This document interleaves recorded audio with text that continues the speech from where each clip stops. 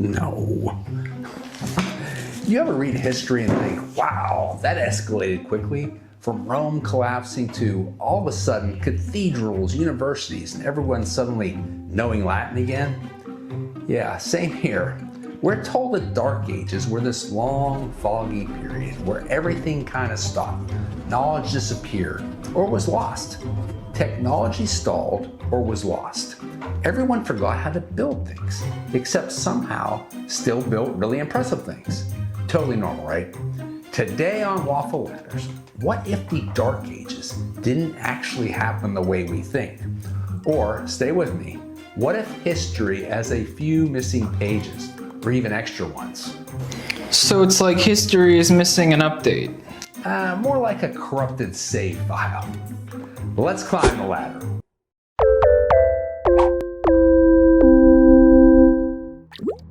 Number 10, the lost knowledge that wasn't actually lost.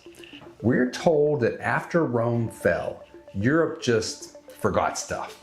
Engineering, gone. Medicine, gone. Concrete, gone. But here's the weird part. A lot of that knowledge wasn't lost everywhere.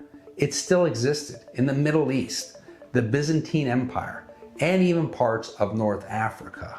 So it didn't disappear, it just relocated. So Europe hit delete, but the rest of the world hit save as? Exactly. It's less Dark Ages and more Europe unplugged the router. Number 9, buildings that shouldn't exist, but do. You ever look at medieval cathedrals and think, wow, these people just came out of the Dark Age and immediately built this? Massive stone structures, precise geometry, advanced engineering, and they didn't have power tools? That's not a civilization relearning how to stack rocks. That's a civilization that already knows what it's doing and doing things we can't even do today.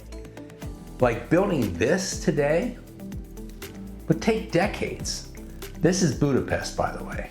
So they went from, we forgot math, to here's a 300-foot masterpiece? Like in about 5 minutes, historically speaking. Number 8, the timeline feels stretched. Oh, hey Dad, I found the Dark Ages records. Oh, cool.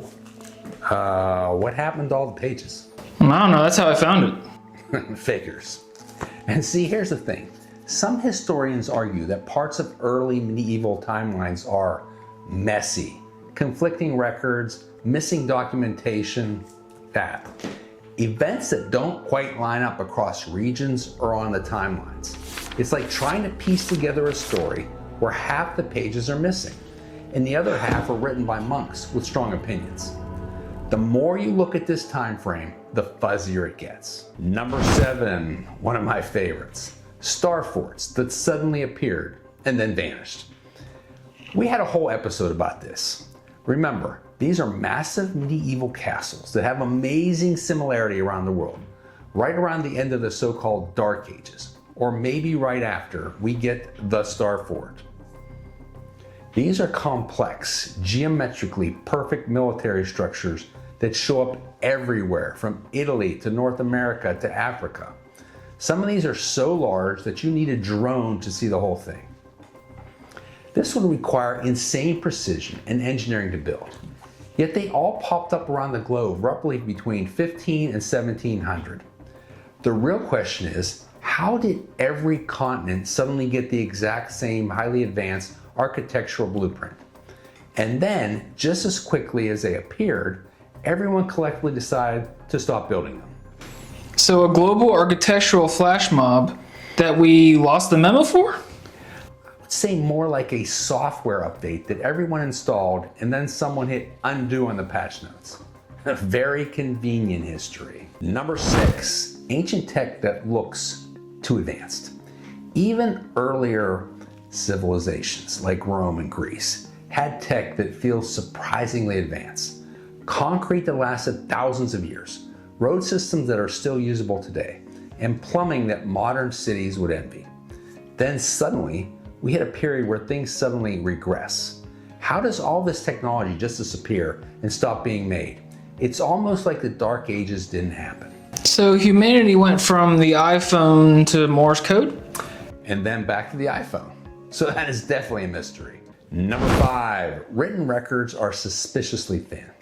For a 5 to 1,000 year period, records get a little sparse, almost like what's there has been created in a fill in the gaps type way. Not non-existent, but thinner, fragmented, inconsistent. A lot of what we know comes from religious texts or limited regional accounts and later reconstructions. A lot of the accounts come from one or two sources whose history itself is sketchy. This is not trust but verify. This is trust us, bro. So we're trusting like 3 guys writing by candlelight in a monastery? And 2 of them were copying the other one. Number 4, the calendar question. All right, let's talk about time. Not like what time is it? I mean, what year is it really? Because our modern calendar, yeah, that thing that has been patched, updated, and occasionally duct taped together over the last couple thousand years, the calendar you're using right now is the Gregorian calendar, introduced in 1582 by Pope Gregory XIII. And when they rolled that out, they literally had to delete 10 days just to fix it. Like people went to bed on October 4th and woke up on October 15th. Wait, hold on. So people just like lost 10 days of their life? Yep. Imagine missing rent and just saying, sorry, the Pope deleted Tuesday. So there was plenty of room for shenanigans. Number 3, civilizations that didn't get the memo. All right, so Europe is over here, allegedly in the Dark Ages. Everyone cold, confused, and apparently allergic to progress. But the rest of the world, yeah, they did not get that memo. For instance, the Islamic Golden Age was thriving. While Europe was trying to remember how roads work, the Islamic Golden Age was in full swing. We're talking advanced medicine, algebra, yeah, they invented that, astronomy, hospitals that actually treated patients like humans. Scholars like Al-Khwarizmi literally gave us algebra, and even Zena wrote medical textbooks used for hundreds of years. So while Europe was bleeding people with leeches, these guys were writing textbooks? Yes, and that doesn't make sense. Number 2, the phantom time theory. All right, this is a little spicy.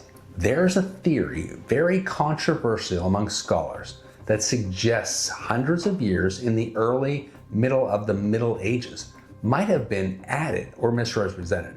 There's a rather large book that goes into detail about this called History, Fiction or Science.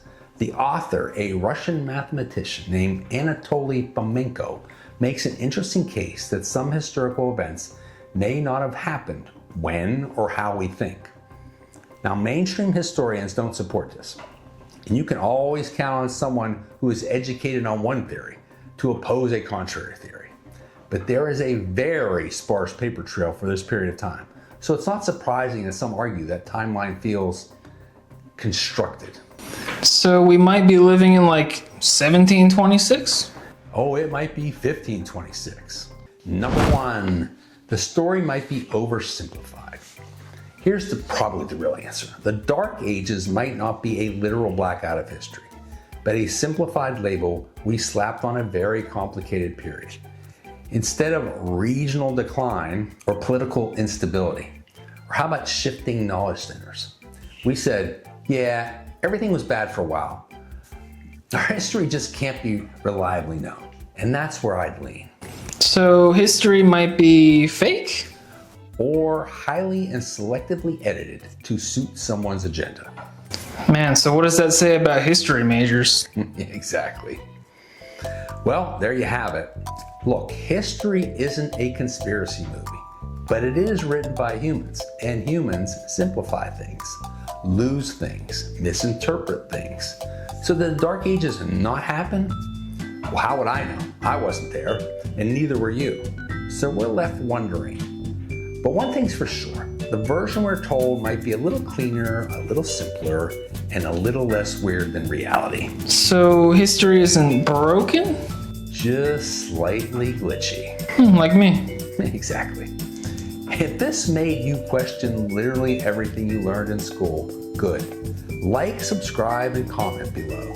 You think history is accurate or just the best guess we've got? And until next time, keep climbing.